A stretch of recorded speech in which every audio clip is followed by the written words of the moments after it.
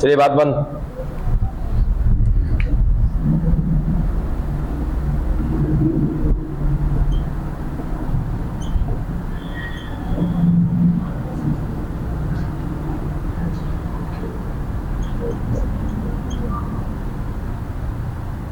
पारिस्थितिकी, इकोलॉजी, यही शब्द था हमारा। ठीक है, अब फटाफट समझे हम क्या बोला था। इसमें भी हमने कहा था कि एक वर्ड आएगा क्या आपका, पारितंत्र। अब पारितंत्र का मतलब क्या होता है, तो पारितंत्र का मतलब सीधा सीधा कि जहां पर कोई एक सजीव घटक हो, इसके साथ संबंध दिखा रहा हो कौन, एक निर्जीव घटक। ठीक है,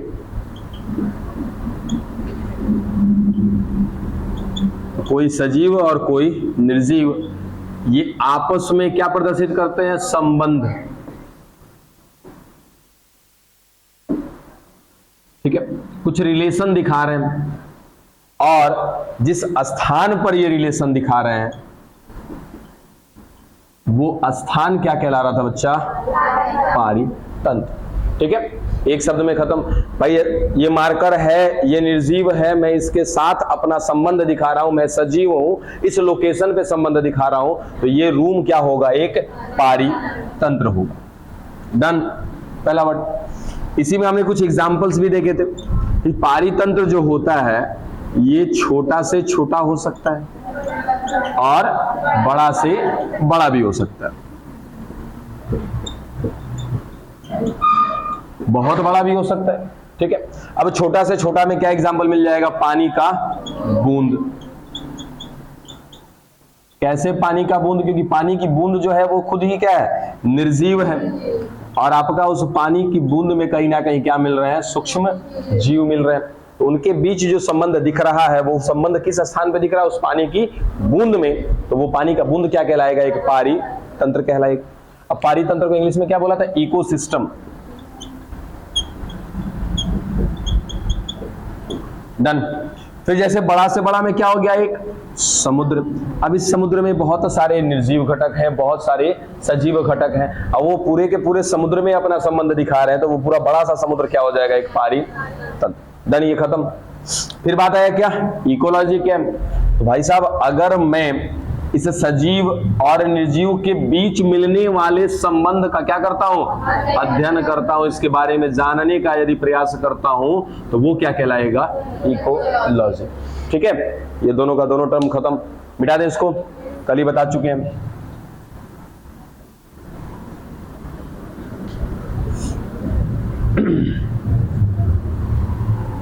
फिर कुछ तीन वैज्ञानिकों का नाम देखा था, हैकल, ओडम और रामदेव मिश्रा।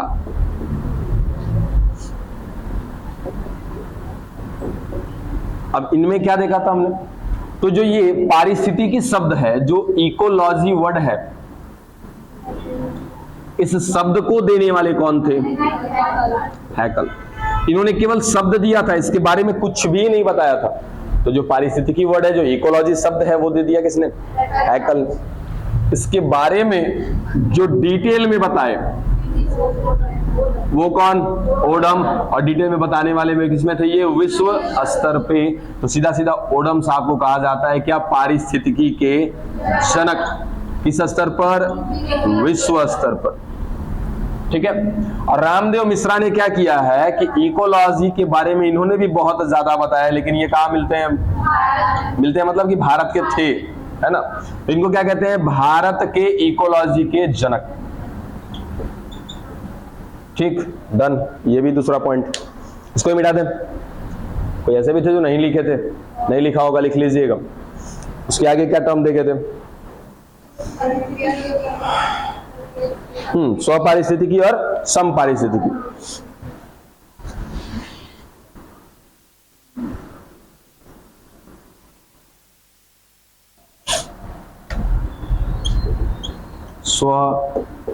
स्वपारिस्थितिकी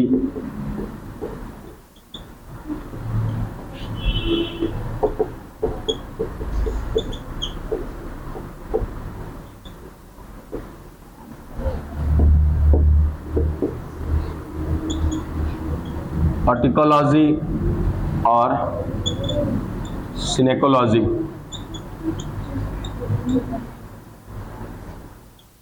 अब इसमें क्या था, तो सिंपल सा यहां पर किसी निर्जीव को रखते हैं, यहां भी किसी निर्जीव को रखते हैं। दोनों वर्ड समझ में आ गया, इकोलॉजी और इकोसिस्टम, क्लियर है। चलो, दोनों जगह पे हमने क्या कहा कि निर्जीव है और इस निर्जीव से संबंध केवल एक जाति का है, ठीक है। एक जाति, जैसे निर्जीव में आप किसी को रख लें, और जैसे इसी क्लासरूम का रख लें, यहां पर क्या मिल रहा है, बेंच, ठीक है। और इस बेंच से संबंध केवल और केवल क्या, एक जाति, जैसे किसका है, मनुष्य का है, ठीक है। तो ऐसा पारिस्थितिकी यानी कि ऐसा इकोलॉजी क्या कहलाता है बच्चे, सॉरी, ऐसा इकोसिस्टम क्या कहलाता है आपका, स्वपारिस्थितिकी, जहां पर किसी निर्जीव के साथ केवल और केवल एक जाति का या तो एक जीव का संबंध। बात समझे। अब एक जीव होगा तो जाहिर सी बात है कि किसी एक जाति का ही होगा, ऐसा तो नहीं होता कि एक जीव अनेक जाति से आते, नहीं, या तो एक जीव का या तो एक जाति का संबंध उस निर्जीव के साथ दिखे, तो ऐसे ही स्थिति में क्या कहलाएगा, ये स्वपारिस्थितिकी, ठीक है। या फिर मैं इसको क्या नाम दूंगा, स्वपारितंत्र, स्वपारितंत्र। अब पारितंत्र क्लियर था हमें, यानी कि जिस स्थान पे ये दिख रहा होगा वो स्थान क्या कहलाएगा, स्वपारितंत्र, और इनके बीच में जो संबंध दिख रहा है हमें, इस संबंध का अध्ययन करूंगा तो क्या कहलाएगा, स्वपारिस्थितिकी। यहां भी मिल रहे हैं निर्जीव घटक, लेकिन यहां पर एक से अधिक जातियों का संबंध होगा इससे, ठीक है। अब एग्जाम्पल के तौर पे मान लीजिए कोई भोजन हो गया, भोजन के रूप में कोई रोटी वगैरह कुछ भी, अब इससे संबंध मनुष्य भी दिखा रहा है, ठीक है। एक कुत्ता बिल्ली जो भी है सारे के सारे इसे संबंध दिखा रहे हैं। तो यहां पर क्या हो गया कि भाई एक ही निर्जीव घटक है, लेकिन इससे संबंध दिखाने वाले क्या है, एक से अधिक जाति के जीव हैं। ऐसी स्थिति में ये क्या कहलाएगा, समपारितंत्र। अब समपारितंत्र कौन होगा, यहाँ का स्थान, वो स्थान होगा समपारितंत्र, और इनके बीच में जो संबंध मिल रहा है उस संबंध का अध्ययन करूंगा तो क्या कहलाएगा, समपारिस्थितिकी। डन, ये सब कुछ पढ़ लिया, तब मिटा दे इसको।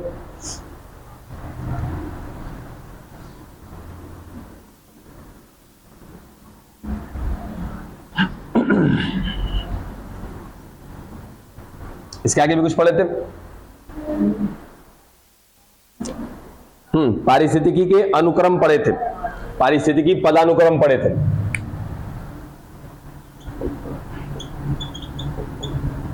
पारिस्थितिकी का पदानुक्रम, अब पारिस्थितिकी पदानुक्रम क्या है देखिए जरा, इस सबसे, अच्छा मैं नीचे लेके आ जाऊंगा, ठीक है चलेगा। व्यष्टि जिसको कहते हैं इंडिविजुअल,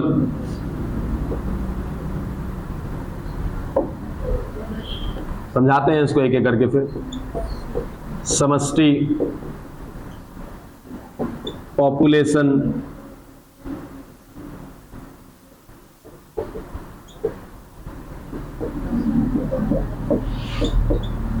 समुदाय, कम्युनिटी,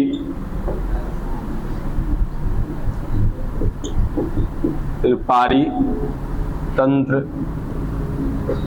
इकोसिस्टम, फिर क्या है, जीवोम,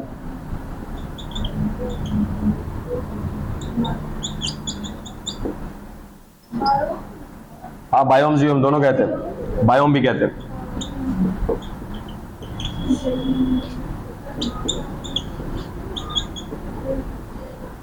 और उसके बाद आपका जैव मंडल।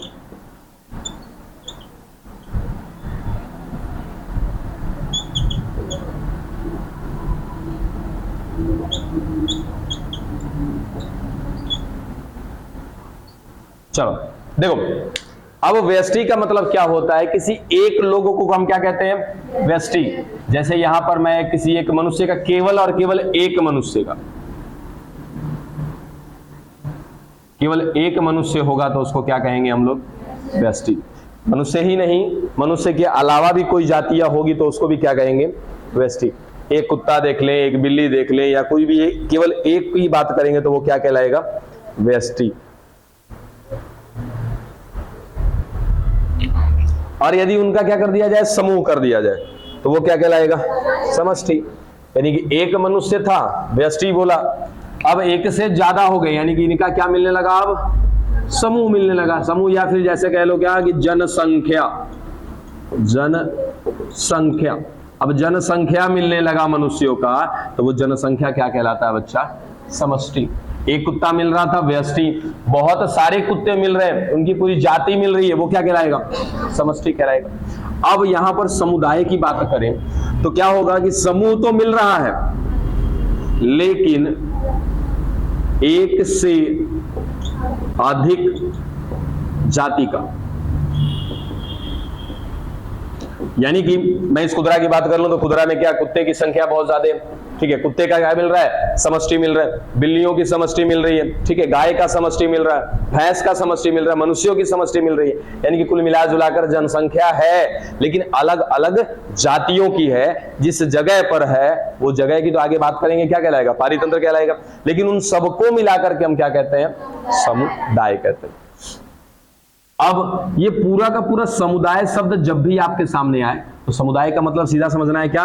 कि भाई क्या मिल रहा है? समूह। किसका समूह? एक से अधिक जातियों का समूह मिल रहा है, उसको क्या कहेंगे? समुदाय।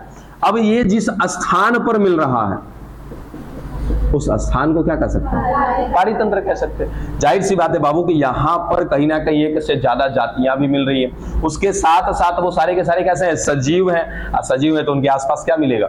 निर्जीव घटक तो मिलेंगे ही मिलेंगे, ठीक है। अब दिमाग में ये नहीं लगता निर्जीव घटक कहां से? बाबू हम आसपास चारों तरफ निर्जीव घटकों से घिरे पड़े हैं, जैसे वायु, उष्मा, प्रकाश, जल, मृदा, ये सारे के सारे क्या है? निर्जीव घटक ही तो है। तो हमारे आसपास कहीं ना कहीं निर्जीव घटक मिलेंगे ही मिलेंगे, तो उस स्थान को क्या कहेंगे? पारितंत्र। अब कोई व्यक्ति जरा बताएं हमें कि जहां पर एक समुदाय मिल रहा है वहां का पारितंत्र स्वपारिस्थितिकी होगा या फिर समपारिस्थितिकी होगा? क्लियर है कैसे समपारिस्थितिकी होगा? क्योंकि वहां पर किसी निर्जीव घटक के साथ एक का नहीं अनेक का संबंध होगा वहां पर, ठीक है। फिर पारितंत्र तो हमें समझ में आ गया। ये पारितंत्र क्या चीज है भाई? तो सीधा सा कि कुछ निर्जीव होंगे और कुछ इसमें सजीव होंगे, और इनके बीच में क्या दिख रहा होगा? हमें संबंध दिख रहा होगा, ठीक है। और उस संबंध का यदि अध्ययन करेंगे तो क्या कहलाएगा? पारिस्थितिकी कहला जाएगा। और जिस स्थान पर यह संबंध दिख रहा है वो स्थान क्या कहलाएगा? पारितंत्र। और अभी भी कहा था कि ये कैसा हो सकता है? छोटा हो सकता है, और कैसा हो सकता है? बड़ा भी हो सकता है। चलो, तो इस पारितंत्र की बात करें तो जब ये पारितंत्र बहुत बड़ा होगा, बहुत बड़ा है, इट मींस कहने का मतलब कि इतना बड़ा कि उसके अंदर बहुत सारे पारितंत्र हो। बात समझे? इतना बड़ा कि उसके अंदर बहुत सारे पारितंत्र मिले। जैसे हमने कहा कि ये क्लासरूम क्या है? एक पारितंत्र, ठीक है। क्या इस क्लासरूम जो पारितंत्र है इसके अंदर और भी पारितंत्र मिल रहे होंगे क्या? सोचिए जरा, क्या इस क्लासरूम के अंदर और भी पारितंत्र मिल रहे होंगे? मिल रहे होंगे। मान लिया जाए कि यहाँ पे पानी की एक बूंद है, पानी की एक बूंद भी क्या है? एक पारितंत्र। यानी कि एक बड़े से पारितंत्र के अंदर और क्या मिल सकते हैं? पारितंत्र मिल सकते हैं, छोटे से छोटे और बड़े से बड़े। तो कुल मिलाजुलाकर हम ये कहेंगे कि जीवोम क्या है? तो जीवोम एक ऐसा स्थान होगा या इतना बड़ा पारितंत्र होगा जिसके अंदर बहुत सारे क्या मिलेंगे? पारितंत्र मिलेंगे। ऐसी स्थिति में उस स्थान को क्या कह दिया जाएगा? जीवोम कह दिया जाएगा, ठीक है। और ऐसे बहुत सारे जीवोम हमारे पृथ्वी पर भरे पड़े हैं, और इन सब जीवोमों का यदि क्या बना दिया जाए? समूह बना दिया जाए, तब क्या बनता है बच्चा? हमारा जैव मंडल। तो एक तरीके से क्या आपका पारिस्थितिकी का पदानुक्रम है कि कौन कैसे कैसे बनता है। डन, ये भी खत्म करा दिए थे, लिखना नहीं है किसी को ये। तो मैंने पहले ही कह रखा है कि इन चैप्टर्स में ज्यादा समय नहीं देंगे आपको।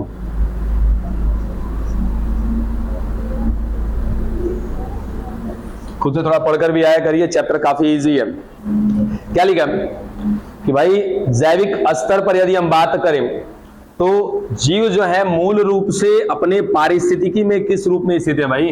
तो कार्य की, यानी कि सब कोई अपने अपने पारिस्थितिकी में क्या कर रहा है? कार्य कर रहा है। ठीक, उसके साथ साथ इस पारिस्थितिकी के अंदर क्या है? जीवित भी रख रहा है अपने आप को, जिंदा भी रख रहा है। और केवल जिंदा रखना ही उनका अधिकार नहीं है, जिंदा रहना ही उनका मतलब से ऐसा उनका नीत नहीं है कि केवल हमें जिंदा ही रहना है। उसके साथ साथ अपने अंदर क्या लाते हैं? बदलाव भी लाते हैं, अनुकूलित भी करते हैं अपने आप को। जैसे जैसे बाह्य कारक जो होते हैं या जो वातावरणीय कारक है, यदि उनमें आते हैं क्या? बदलाव, तो उसके साथ साथ वो जीव जिस पारिस्थितिकी में रह रहा है वहां अपने आप में क्या लाता है? बदलाव लाता है। और यदि हम पर्यावरणीय कारकों के अनुसार अपने अंदर लाते हैं बदलाव, वो क्या कहलाता है? अनुकूलन। कुल मिला जुलाकर कोई भी जीव किसी पारिस्थितिकी में रह रहा है तो वहां पे कार्य कर रहा है, और कार्य करने के साथ साथ अपने आप को जिंदा रखने का प्रयास कर रहा है। और जिंदा रखने के साथ साथ और भी बहुत सारी क्रियाकलाप है, जैसे जनन, है ना, तो उसके लिए भी क्या कर रहा है? अपने आप में ला रहा है परिवर्तन। ठीक, अब जैसे ये कार्य करना मतलब क्या हम एक इकोसिस्टम के अंतर्गत आ रहे हैं? ठीक है, मान लिया जाए कि ये क्लासरूम एक इकोसिस्टम है, या पूरा कुदरा क्या एक इकोसिस्टम है। चलो डन। अब आज से 2 या 3 महीने के बाद क्या हम अपने अंदर कुछ परिवर्तन लाएंगे? क्या हम यहां पे कार्य कर रहे हैं? हर लोग कार्य कर रहे हैं। क्या हम इस इकोसिस्टम में कार्य कर रहे हैं? बिल्कुल कार्य कर रहे हैं। कार्य क्यों कर रहे हैं? अपने आप को सरवाइव करने के लिए, अपने आप को जिंदा रखने के लिए। बात समझ में आई? चलो, तो हर एक व्यक्ति क्या करता है? कार्य करता है। हर एक जीव अपने पारिस्थितिकी में कार्य करता है। जैसे गाय, भैंस, कुत्ता, बिल्ली जो भी आपको दिख रहे हैं वो सब लोग एक क्या है? इकोसिस्टम के अंतर्गत आते हैं, और वो जिस स्थान पर आते हैं, जिस इकोसिस्टम में आते हैं, वहां पर वो क्या कर रहे हैं? कार्य कर रहे हैं। कार्य क्यों कर रहे हैं भाई? क्योंकि उनको क्या रहना है भाई? जीवित रहना। चलो ठीक है, जीवित रहना, इसलिए वो कार्य कर रहे हैं। इसके साथ साथ वो लगातार अपने आप में क्या लाते रहते हैं बच्चा? बदलाव लाते रहते हैं। क्यों बदलाव लाते हैं? क्योंकि ये जो जीवित रखने का प्रयास कर रहे हैं अपने आप को, ये किसी एक स्थान पर कर रहे हैं, और वो स्थान उनके लिए क्या होगा? एक पारी तंत्र होगा। ठीक है, और यदि इस पारी तंत्र में क्या आया किसी प्रकार का बदलाव, तो ये अपने आप को जीवित तो रख रहे हैं। चलो ठीक है, जीवित कैसे रख रहे हैं? क्योंकि वहां पर क्या कर रहे हैं? ये कार्य कर, अपने कार्य में भी ये क्या ला देंगे? ठीक है, कुल मिला जुला कर यही बात थी। अब जैसे हम यहां पर अभी आपको एग्जांपल दिया क्या कि 2 से 3 महीने के बाद क्या हम ऐसे ही रहेंगे या तुरंत जैकेट वगैरह पहनना शुरू कर देंगे? पहन लेंगे 2-3 महीने के बाद। क्यों भाई? तो हम अपने आप को क्या रखना चाहते हैं? जीवित रखना चाहते हैं। ठीक है, तो जीवित रहने के लिए केवल पारिस्थितिकी में कार्य नहीं करना होता है, कार्य के साथ साथ समय अनुसार बदलाव भी करना पड़ता है। और यदि हम बदलाव जो ला रहे हैं वो किस वजह से ला रहे हैं? कारकों के वजह से। ठीक है, अब कारक कौन है? पर्यावरणीय कारक। तो पर्यावरणीय कारकों की वजह से यदि कोई जीव अपने अंदर क्या लाए? बदलाव लाए, तो वो बदलाव लाना क्या कहलाता है? अनुकूलन कहलाता है, एडेप्टेशन। डन, समझ में आ गई बात?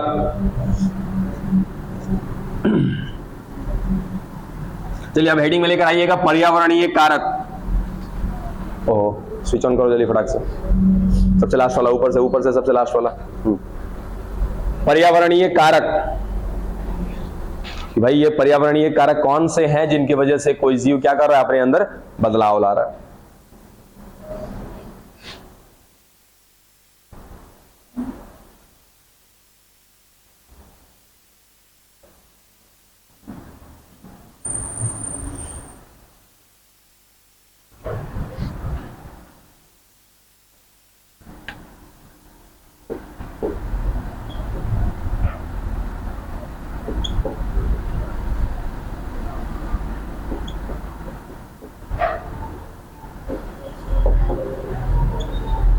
चलिए देखिए, पर्यावरणीय कारक। अब पर्यावरणीय कारक जो होते हैं बच्चा, ये 2 प्रकार के, जैविक और अजैविक।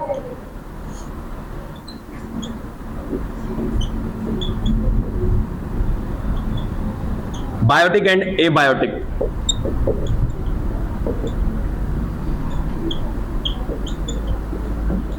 सुनो ध्यान से, ऐसे कारक जो जीवित हैं, ऐसे कारक जो मृत हैं। तो जीवित कारक को क्या कहेंगे? जैविक कारक। और जो मृत कारक होंगे उसको क्या कहेंगे? अजैविक कारक। अब जैविक कारक में बच्चा, जैविक यानी कि जिंदा लोग की यदि बात करें तो कल ही बताया था कि हमारे पास 3 ही प्रकार हैं, पादप, जंतु और सूक्ष्म जीव। इन 3 के अलावा हम कोई जीवित प्राणी नहीं मानते। ठीक है। यहां यदि बात करें तापमान,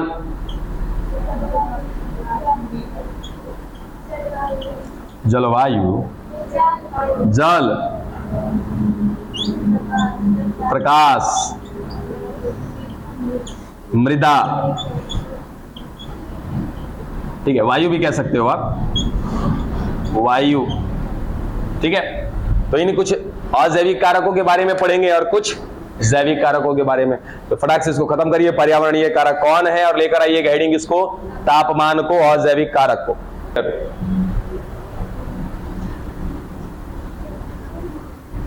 पर्यावरणीय कारक देख रहे हैं। पर्यावरणीय कारक में सबसे पहला क्या? अजैविक कारक। और अजैविक कारक में पढ़ने वाले क्या हम लोग? तापमान, टेम्परेचर।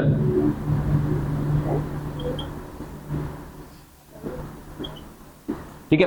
और टेम्परेचर के लिए, तापमान के लिए सबसे पहली लाइन जो है हमारे पास वो क्या है कि तापमान जो है एक प्रकार का प्रासंगिक कारक है। ये प्रासंगिक कारक का होता है भाई, जिस पर जीवन संभव हो, ये कहने से ज्यादा बेहतर होगा कि जिसके बिना जीवन संभव नहीं है। बात समझे? यानी कि एकदम इसेंशियल फैक्टर है। इंग्लिश में क्या कहते हैं इसको? Essential factor. ठीक है। हिंदी में क्या बोला इसको? प्रासंगिक कारक। अब प्रासंगिक का मतलब होता है कि जिसके बिना जीवन संभव नहीं हो, यानी कि जिसके बिना कोई व्यक्ति या कोई जीव जिंदा नहीं रह सकता। ठीक है। और भी ऐसे बहुत सारे कारक हैं जिसके बिना जिंदा रहा जा सकता है, लेकिन कुछ ऐसे हैं जिसके बिना जिंदा रहना संभव नहीं है। ठीक है। इसलिए हमने इसको क्या बोला? प्रासंगिक कारक। अब प्रासंगिक कारक तो चलो ठीक है। इसके साथ साथ यदि मैं बात करूं कि ये जो तापमान है ये जंतुओं के लिए कितना ज्यादा इंपॉर्टेंट है, बताएगा कोई? जंतु के लिए ये तापमान कितना ज्यादा इंपॉर्टेंट है? यदि तापमान को कम कर दिया जाए तो क्या स्थिति आ सकती है? तापमान को बढ़ा दिया जाए तो क्या स्थिति आ सकती है? इसी में मैंने एक शब्द पूछा, इष्टतम तापमान, ऑप्टिमम टेम्परेचर। दूसरा बिंदु इधर लिख देता हूं, इष्टतम, ऐसे ही होता है इष्टतम, इष्टतम। ठीक है, देख लेना जो भी होगा। तापमान, ऑप्टिमम टेम्परेचर।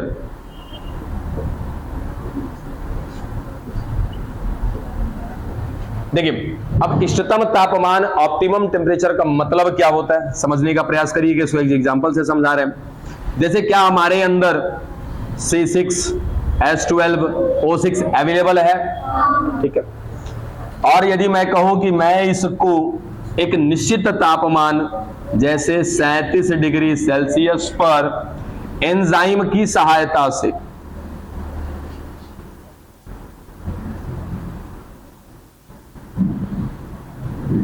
क्या कर रहा हूं? CO2 प्लस H2O प्लस ऊर्जा में तोड़ रहा हूं, समझना। ठीक है। क्या कहा कि हमारे अंदर जो ग्लूकोज उपस्थित है, इस ग्लूकोज को एक निश्चित तापमान पर, जैसे हमारा क्या है निश्चित तापमान 37 डिग्री सेल्सियस, और इसके साथ साथ एंजाइमों की सहायता से तोड़ करके क्या प्राप्त करते हैं? ऊर्जा प्राप्त करते हैं। यदि मैं इस तापमान को या तो घटा दूं या बढ़ा दूं, तो घटाने बढ़ाने से क्या हो जाएगा? ये बनने वाली ऊर्जा में भी क्या हो जाएगी? घटने बढ़ने वाली स्थिति आ जाएगी। क्यों होगा? क्योंकि हमारे जो एंजाइम होते हैं ये भी खुद एक निश्चित तापमान पर कार्य करते हैं। तो कोई भी क्रियाकलाप, चाहे वो एक रासायनिक हो या कैसा भी क्रियाकलाप, यदि वो तापमान पर आधारित होगा तो एक निश्चित तापमान पर ही क्या करेगा, कार्य करेगा। और जिस निश्चित तापमान पे बहुत अच्छे तरीके से कार्य होता है उसी निश्चित तापमान को क्या कहते हैं, इष्टतम तापमान। कभी पूरी बनाए हो, पूरी, हालांकि आप लोग पूरी ना कह के क्या कहते हैं, पूरी कहते हैं। एक्चुअल नेम क्या होना चाहिए उसका, पूरी, ठीक है, जो आप समझ लो। अब आपने तेल डाला कढ़ाई में, गैस ऑन किया, तुरंत डाल देंगे उसमें, तेल को गर्म होना चाहिए, एक निश्चित तापमान पे जाना चाहिए। शुरुआत में पहला पूरी तो सबका खराब होने वाला है ना, नहीं अगर बहुत बच्चे एक्सपीरियंस वाले हो सभी तो तेल का इंतजार करोगे। और ये मम्मी लोग क्या करती है, छोटा सा टुकड़ा डाल के चेक कर लेती है ना। क्या चेक करती है, उस ऑप्टिमम टेम्परेचर को कि ये अपने वास्तविक तापमान पर आया कि नहीं आया, जिस पर हमारा ये कार्य करना है। तो कोई भी कार्य यदि तापमान पर आधारित है तो वो एक निश्चित तापमान पर ही जाके काम करेगा। अच्छा, और भी आपने देखा होगा कि पूरी डाल दिया, 3-4 को पूरी तुरंत निकाल लिए एक साथ में, अब फिर तुरंत पूरी डालेंगे कि तनिक वेट कर लेते हैं, वहां पे वेट करते हैं। क्यों? क्योंकि जैसे हम उस टेम्परेचर पे काम कर रहे हैं, टेम्परेचर का ह्रास हो जाता है, टेम्परेचर कम हो जाता है, ठीक है। 1-2 मिनट का समय देते हैं ताकि वापस वो अपने तापमान पर आ जाए, फिर दोबारा डालते हैं उसमें पूरी। बात समझ में आई? तो एक इष्टतम तापमान का मतलब क्या हुआ कि कोई भी क्रियाकलाप यदि वो एक निश्चित तापमान पर चल रहा है तो वो निश्चित तापमान ही क्या कहलाएगा, उसका इष्टतम तापमान। जैसे हमारे अंदर हमारे एंजाइम एक निश्चित तापमान पर काम करते हैं, हार्मोन एक निश्चित तापमान पर काम करते हैं, हम अपने आप को जिंदा रखे हैं एक निश्चित तापमान पर। यदि ये निश्चित तापमान ऊपर नीचे होता है तुरंत हमारा शरीर क्या करना चालू कर देता है, उस निश्चित तापमान पर जाने का प्रयास करता है तुरंत। अब वो कैसे होता है, तो कभी कभार ठंड में जैसे हम नहा कर आते हैं, ठीक है, तो नहा कर आने के बाद क्या होता है, ठंडे पानी से नहाए हैं तो आपके शरीर का तापमान क्या हो जाता है, थोड़ा सा डाउन हो जाता है। अब डाउन होने की वजह से आपके शरीर के अंदर उपस्थित आपके एंजाइम, आपके हार्मोन वो विकृत होने लगते हैं, काम नहीं कर पाते हैं, तो तुरंत आपके बॉडी में क्या होने लगता है, कंपन। तो वो कंपन जानबूझकर कराया जा रहा है ताकि आपके मसल्स में, आपके कोशिका में रगड़ हो, और यदि रगड़ होगी तो गर्मी बनेगी। इस बार अगर भरोसा नहीं है कि रगड़ होने से गर्मी होती है, याद करो उस दिन जब ठंडे में आप हाथ रगड़ रहे थे, हाथ रगड़ने से क्या होती है, गर्मी बनती है। दैट्स कॉल्ड फ्रिक्शन, घर्षण, ठीक है। तो आपका शरीर जब कंपन करता है तो आपकी कोशिकाएं आपस में क्या करती हैं, घर्षण करती है। घर्षण करने से क्या उत्पन्न होता है, ऊष्मा, तो वापस हमारा टेम्परेचर क्या हो जाता है, 37 पर चला जाता है। गर्मी बहुत ज्यादा है, अब गर्मी बहुत ज्यादा है तो यहाँ पे ठिठुरन नहीं होगा, ठिठुरन होगा तो तुरंत और तापमान बढ़ जाएगा, ठीक है। तब क्या होगा, उस समय पसीना आने लगता है। पसीना आएगा तो हमारे बॉडी का टेम्परेचर जो बढ़ा हुआ है वो क्या होने लगेगा, कम होने लगेगा। इसी के साथ साथ हर एक जीव ऐसा करता है। लेवाड़ मारना समझते हो, भैंसिया सब मारती है लेवाड़, काहे मारती है? ठंडा के दिन में नहीं मारती है, गर्मी के दिन में यदि उसको खेत में छोड़ दिया जाए घूमने के लिए, चरने के लिए, जहां पानी दिख जाएगा बस शुरू हो जाएगी। काहे भाई, अपने शरीर के तापमान को क्या कर रही है, वो कम कर रही है, क्योंकि उसका शरीर काफी बड़ा है, ज्यादा से ज्यादा धूप को क्या कर रहा है, अवशोषित कर रहा है। और ज्यादा धूप को अवशोषित करेगा तो उसका शरीर का तापमान क्या हो जाएगा, बढ़ जाएगा। तुरंत जाके पानी में कूद जाएगी, मट्टी उट्टी को अपने सर पर डाल, सॉरी सर पर नहीं, पूरे शरीर पर डाल देती है। अब मट्टी को शरीर पर डालने से क्या फायदा होगा, तापमान कम लगेगा, ठंडा थोड़ा सा ज्यादा होगा। नहीं भरोसा है तो याद करो जब कोई मुल्तानी मिट्टी लगाए थे, हाँ सर एकदम बढ़िया से, ठीक है। तो कुछ समय के लिए चेहरे पे क्या होती है, ठंडक बनी रहती है। जब तक वो मुल्तानी मिट्टी सूख नहीं जाता है तब तक आपके चेहरे पे ठंडक बनी रहती है। फील किया कभी? तो वैसे ही जब तक आपके शरीर पर मिट्टी लगी रहेगी ना, तब तक आपके शरीर का तापमान क्या रहेगा, डाउन रहेगा। इसी कारण से जानवर ऐसा करते हैं।